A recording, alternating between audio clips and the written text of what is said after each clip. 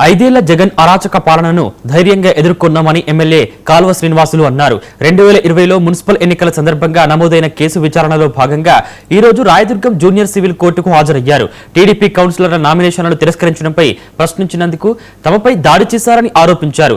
22 మంది టీడీపీ నాయకులపై అక్రమ కేసులు బనాయించారని చెప్పారు.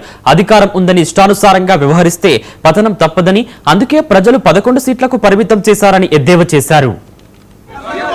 జగన్మోహన్ రెడ్డి అరాచక పరిపాలనలో తెలుగుదేశం పార్టీ నాయకులను కార్యకర్తలను ఎంత ఘోరంగా వేధించారో చెప్పడానికి ఒక ఉదాహరణ మా మీద 2020లో పెట్టిన ఒక అక్రమ కేసు.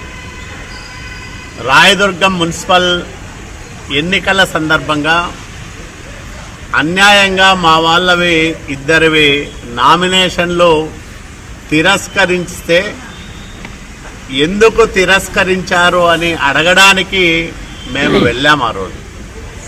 ఆ రోజు జరిగిందేమంటే ఇక్కడే మున్సిపల్ ఆఫీసు వరకు కూడా వెళ్ళకోకుండా రోడ్డులోనే బ్యారికేడ్ల దగ్గర మమ్మల్ని ఆపేశారు.